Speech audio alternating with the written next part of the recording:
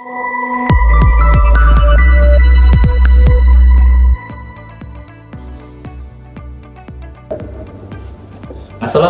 warahmatullahi wabarakatuh.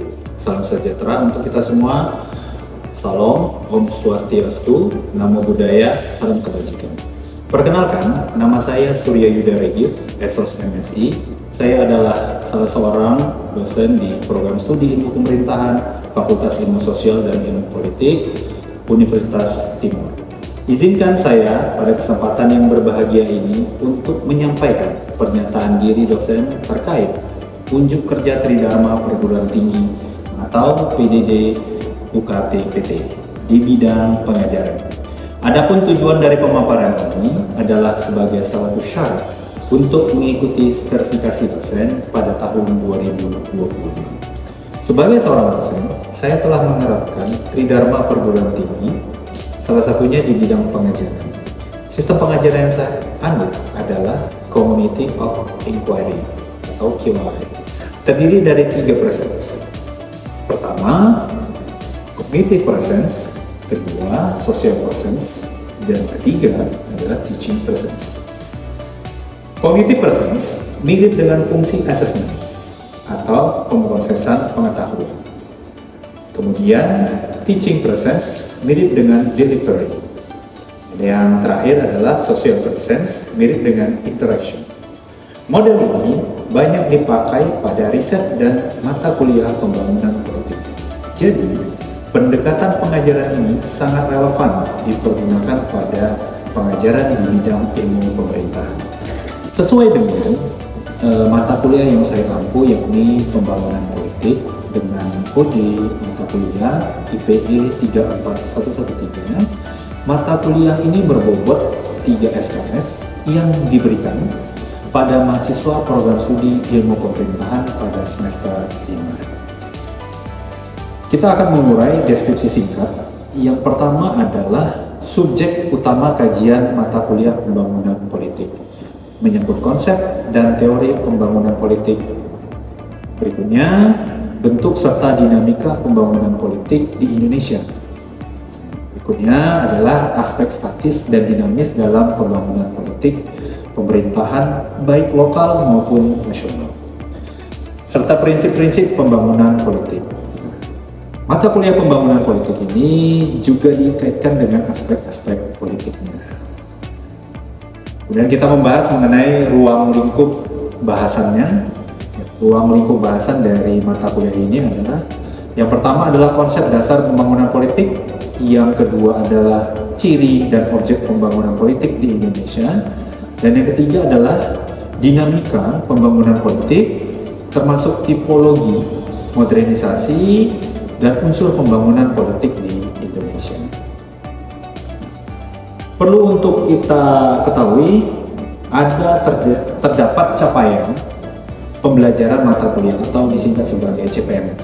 Yang pertama adalah mahasiswa mampu menjelaskan ide pokok pembangunan politik. Yang kedua adalah mahasiswa mampu menjelaskan definisi teori pembangunan politik. Yang ketiga, mahasiswa mampu menjelaskan ciri-ciri pembangunan politik. Dan yang keempat, mahasiswa mampu menjelaskan objek dan tipologi pembangunan politik. Baik, terdapat rencana pertemuan perkuliahan. Dalam perancangannya, kita memiliki rencana. Terdapat 16 pertemuan. 2 diantaranya adalah ujian tengah semester dan yang terakhir adalah ujian akhir semester. Namun sebelum memasuki ujian tengah semester maupun ujian akhir semester, maka mata kuliah ini diselesaikan dalam 1 semester dengan total 16 kali pertemuan yang dilaksanakan secara luring atau luar jaringan atau kita sebut dengan tatap muka di kelas, guna menunjang keaktifan mahasiswanya. Nah, penjabarannya antara lain, pertemuan pertama adalah definisi umum pembangunan politik. Pertemuan kedua, yakni analisis teori pembangunan politik. Yang ketiga, itu adalah ciri pembangunan politik. Yang keempat, pertemuan keempat yaitu pemaparan equality, capacity, differentiation, and specialization. Pertemuan kelima, pentahapan pembangunan politik. Yang pertemuan keenam, relasi politik lokal dan politik nasional. Pertemuan ketujuh, objek pembangunan politik, dan pertemuan ke-8 yakni untuk mengevaluasi di tengah semester, maka kita laksanakan ujian tengah semester. Setelah ujian tengah semester, maka kita akan memasuki mata kuliah, sub mata kuliah yang baru, yaitu di pertemuan ke-9. Mata kuliahnya adalah sub mata kuliahnya adalah sistem nilai politik dan struktur kekuasaan. Pertemuan ke-10 adalah tipologi pembangunan politik. Pertemuan ke-11 adalah perubahan dalam sistem dan perubahan karena dampak kebijakan.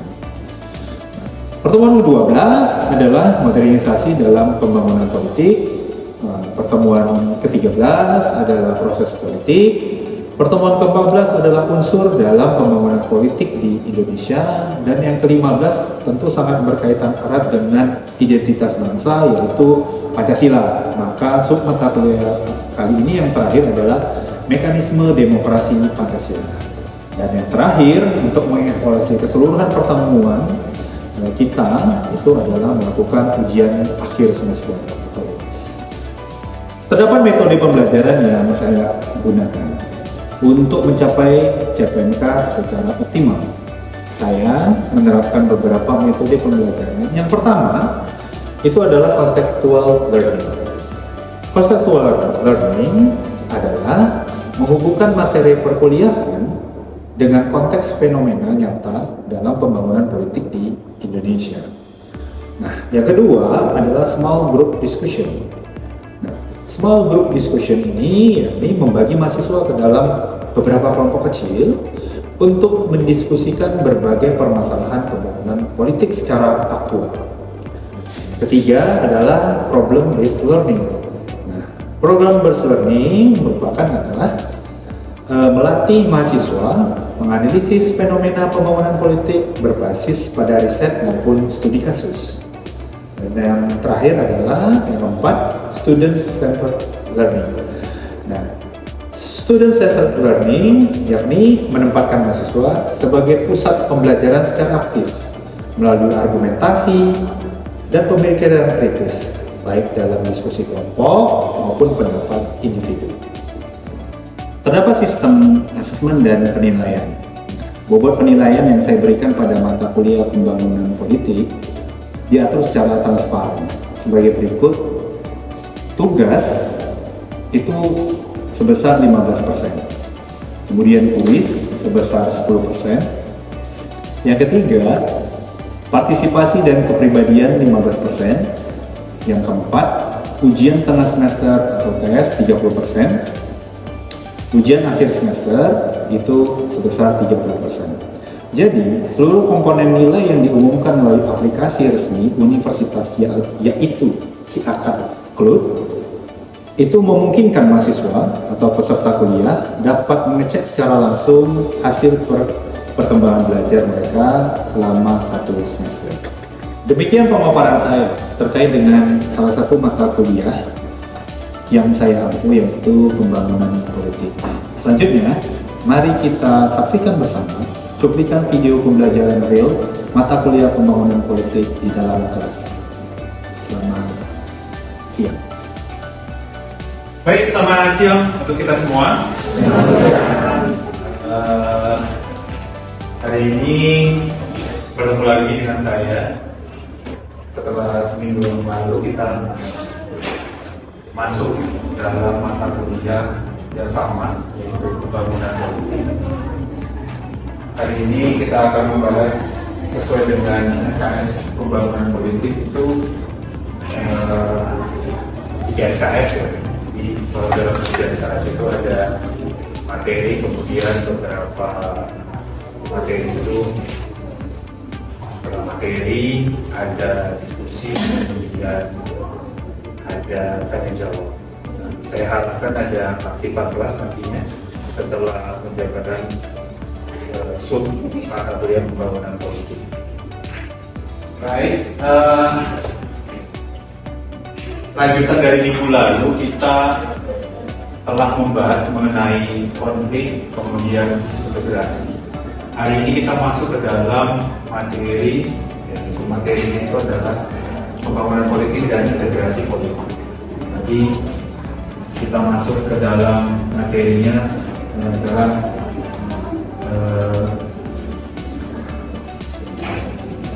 jadi masuk ke dalam integrasi politik, kita akan membahas pertama sekali adalah pengertian integrasi politik. Yang pertama kita akan melihat dari, saya ambil ya, ahli integrasi politik pertama ada Coleman dan Rosberg, seperti yang diikuti oleh Nazarudin Samsudin tahun 1989, yang menyebutkan bahwa menginterpretasikan integrasi politik sebagai bagian dari integrasi nasional. Integrasi nasional mempunyai dua dimensi. Jadi ada dua dimensi. Dimensi yang pertama itu adalah dimensi vertikal. Vertikal kita akan lihat bahwa dari atas ke bawah itu adalah vertikal, yaitu elit massa. Kalau rekan-rekan sekalian lihat di mana posisi elit itu, dia berada di puncak kekuasaan. Kemudian massa itu adalah para pemilih. Jadi kita sebagai pemilih, kemudian yang duduk sebagai elit. Elit partai, elit parpol berada di kekuasaan, eksekutif, legislatif itu berada di puncak. Apa yang disebutkan oleh Coleman dan Rosberg melalui si Nazarudin Samsudin yang pertama adalah dimensi vertikal itu bertujuan untuk menjembatani celah perbedaan. Ya. Jadi dia bridging, menjembatani celah perbedaan yang mungkin ada. Jadi kalau ada perbedaan dia jembat. Yang mungkin ada antara elit dengan massa. Kemudian dalam rangka pengembangan suatu proses politik terpadu dan masyarakat politik untuk berpartisipasi. Baik, penggambarannya seperti apa? Itu dituangkan ke dalam kebijakan yang aromanya lebih kepada kebijakan politik, yang berbuat kepada kebijakan berimplikasi kepada masyarakat. Timbulnya apa? Timbulnya adalah perspektif atau persepsi yang berbeda antara elit juga dengan massa. Ada kebijakan pemerintah yang dianggap kontra terhadap kesejahteraan masyarakat. Itu perlu yang namanya penggambaran integrasi dari dimensi vertikal. Itu tujuannya adalah untuk menjembatani celah perbedaan yang mungkin ada. Bagaimana dia bisa mulai aksi, salah satu partisipasi dalam demokrasi itu adalah aspirasi masyarakat melalui demonstrasi berjalan atau penyampaian pendapat kepada lembaga-lembaga legislatif maupun eksekutif. Ruang bridging itu kan. Yang kedua dimensi horizontal. Jadi horizontal itu bentuknya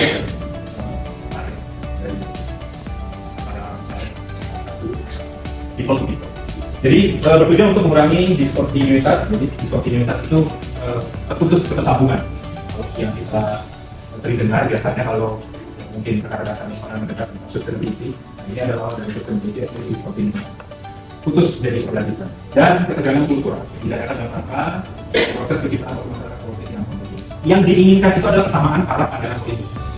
Tujuannya itu ya tadi yang pernah kita bahas di minggu lalu, yaitu adalah yang diharapkan bersama. Nah, itu gambaran buku dari yang disebutkan oleh James Coleman dan beliau. Baik, itu pengertian yang dijelasin dilakukan oleh James Coleman. Kemudian berikutnya adalah Megan Weiner. Megan Weiner ini menyebutkan integrasi mungkin menunjukkan pada proses penyatuan berbagai kelompok sosial budaya dalam suatu wilayah dan pada pembentukan suatu identitas nasional. Integrasi sering digunakan dalam arti yang serupa untuk menunjuk pembentukan wewenang kekuasaan nasional di atas unit-unit suatu wilayah politik regional yang mungkin beranggotakan suatu kelompok sosial dan budaya. Kalau misalnya ini kan sebetulnya kita berbicara mengenai nasional. Kalau Indonesia itu luas ya, karena kita terkenal yang namanya Bhinneka Tunggal Ika. Dari ujung Pulau W di provinsi Aceh hingga ke mana? Dari Sabang sampai mana? Oke, baik. Jadi ada dari timur ke barat, ya, atau dari barat ke timur itu adalah wilayah cakupan Indonesia. Nah, itu berbeda-beda. Ada suku, agama, ras, budaya, orang kulit dan lain sebagainya. Nah, dikatakan oleh Megan Weiner bahwa yang jelasnya dan memungkinkan itu bahwa integrasi itu menunjukkan pada proses penyambungan. Ini baru dari integrasi pemimpin.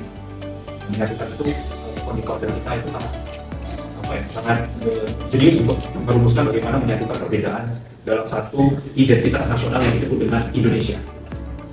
Jadi kalau gambaran yang kita bahas minggu lalu mengenai konflik itu pasti akan ada. Nah, ini adalah resolusi konflik yang konflik integrasi.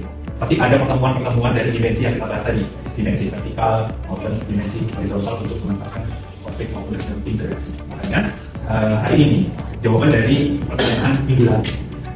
Baik, saya kira dari gambaran dua ahli tadi, rekan-rekan sudah dapat mencatat maupun menelaah seperti apa gambaran dari integrasi.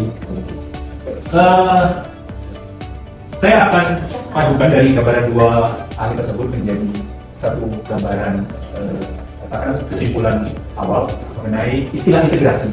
Istilah integrasi sering digunakan untuk menunjukkan kepada masalah. Jadi setiap bangsa, yang terutama yang tidak hanya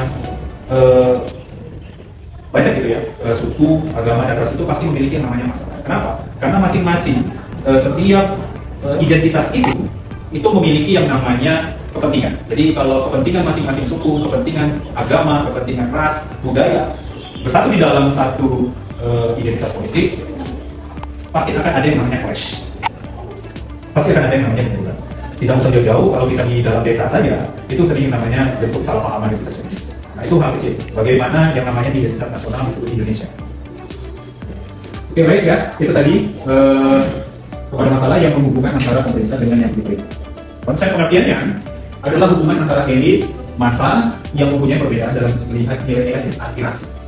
Ya, nilai-nilai aspirasi. Terima kasih tadi sudah membentuk kelompoknya. Jadi selanjutnya saya kira rekan-rekan boleh untuk berdiskusi mengenai materi yang telah saya sampaikan.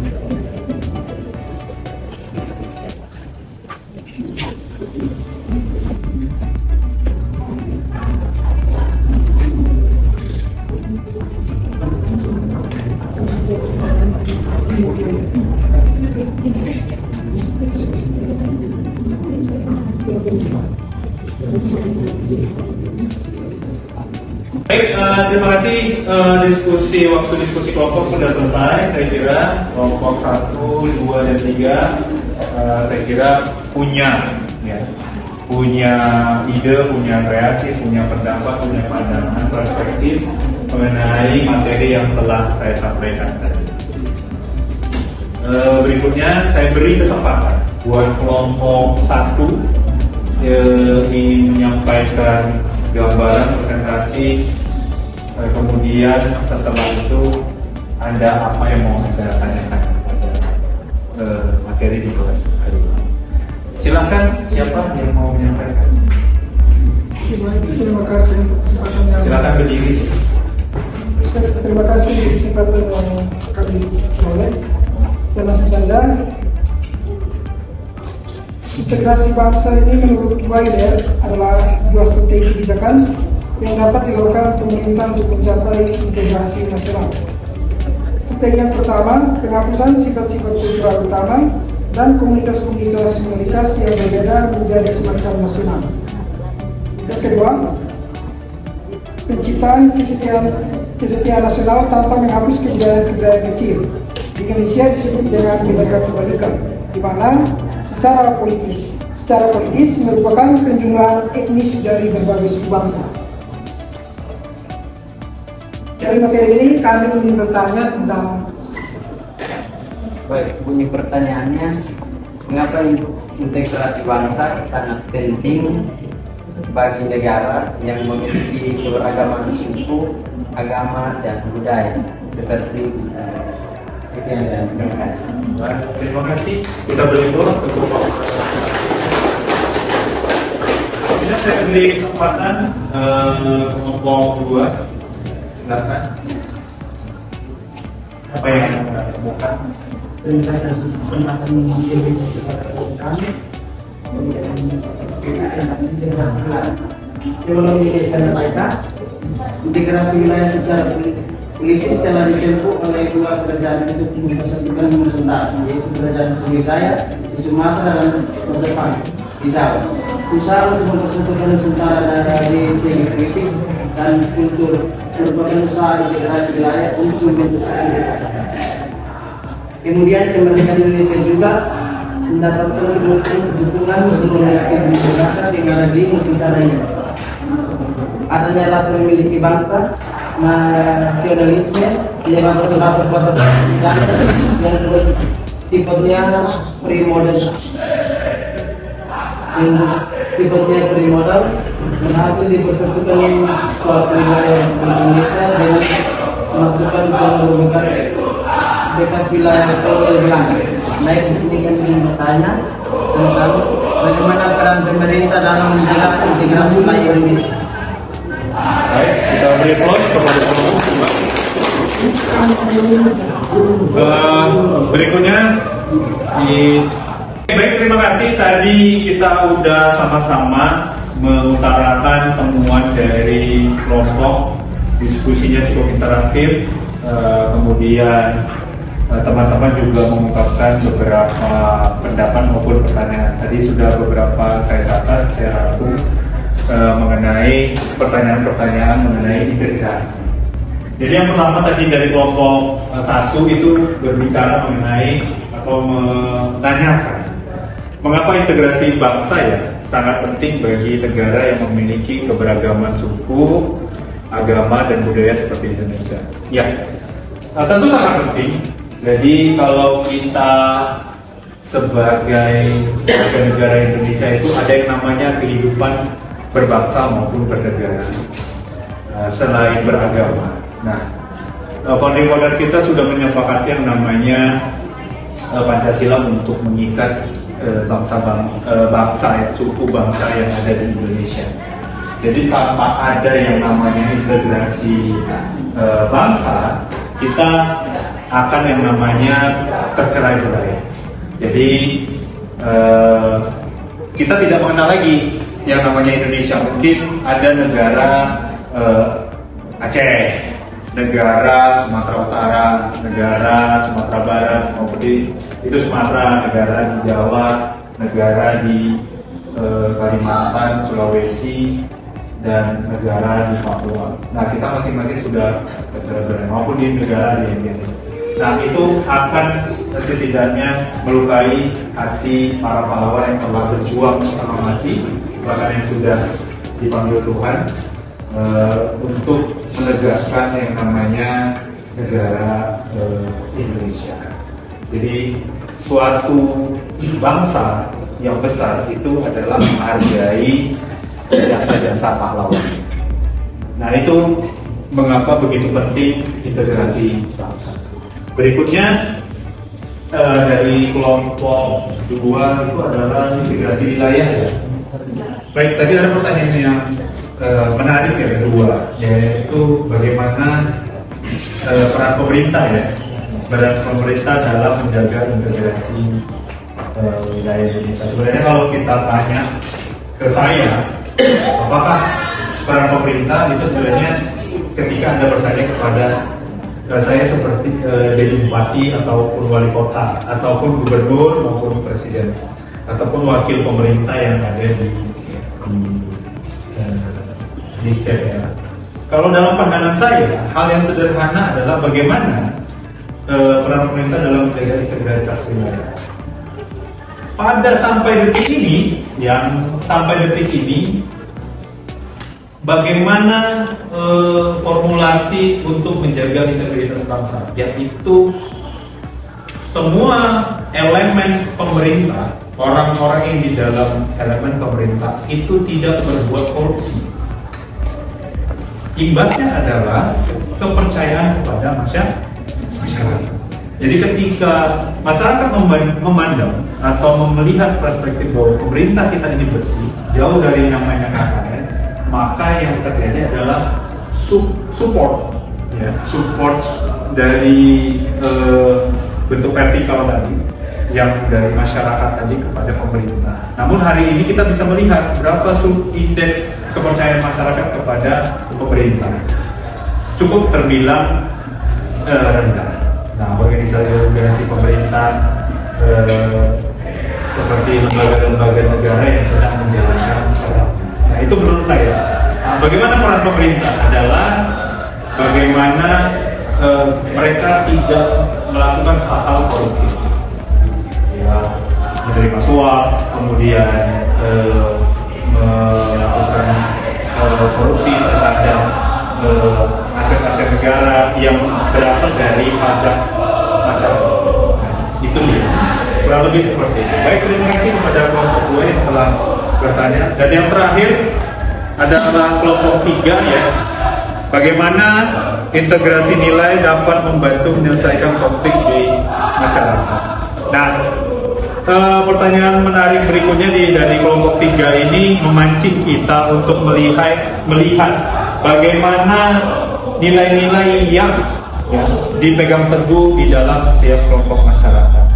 Nah, nilai-nilai yang sudah ada terpatri di tengah masyarakat itu bukan sebagai nilai yang harus dibenturkan, tidak. Tetapi yang saya sampaikan tadi, ada nilai vertikal, ada integrasi vertikal, ada integrasi horizontal. Nah, temukan jawaban apa yang disampaikan oleh tokoh-tokoh ahli mengenai integrasi nasional yang telah disampaikan. Baik, saya kira cukup. Hari ini kita beri aplaus kepada diskusi. Kemudian apa yang telah kalian presentasikan, kemudian kalian sampaikan pertanyaan kepada saya, kepada Bapak, menambah manfaat ilmu bagi kita semua. Berikutnya saya kira untuk menutup mata kuliah kita pada hari ini, ya, kalau absen sudah masuk ya kepada saya. Jadi ini akan menambah nilai kalian di akhir nanti. Berikutnya saya berikan kesempatan kepada Erik. Silakan untuk menyampaikan doa sebelum kita tutup. Silakan.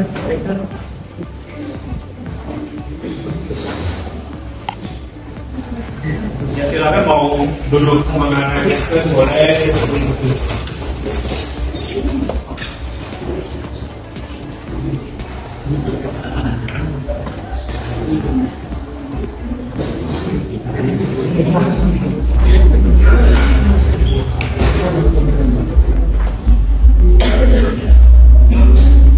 Silakan. Baik teman-teman dan bapak-bapak yang sudah kita pulang, mari kita berdoa. Maksudnya itu izin kalau saya memimpin doa ini ajaran dan kepercayaan saya itu Kristen Protestan. Mari kita berdoa. Bapa kami di surga, Bapa terima kasih Bapa atas tuntunan dan perlindungan-Mu dari awal pekerjaan kami hingga berakhir dengan baik ya Bapak. Bapak kami berterima kasih karena setiap materinya yang kami terima boleh kami terima dan kami pahami semua materi dengan baik. Berkati Bapak dosen yang telah memberikan materi ini ke Bapak, dan sebentar lagi kami anak-anakmu akan kembali ke rumah kami masing-masing. Namun sebelum itu tuntun dan sertai kami di perjalanan hingga kami tiba di tempat kami masing-masing dalam jalan yang baik dan selamat. Ini doa ini permohonan kami hanya dalam nama Tuhan Yesus yang datang mempertolong. Haleluya. Amin. Baik, terima kasih ya Risen. Ya, semoga doanya terkabul. Berikutnya saya kira partisipasi kita setelah yang baik. Jam sudah menunjukkan pukul 12, sudah tepat kita jadi masuk dari jam 10 tadi. Terima kasih partisipasinya. Saya tutup kelas. Semoga Tuhan memberkati kita semua atas materi-materi yang telah kita bahas tadi. Saya tutup, selamat siang.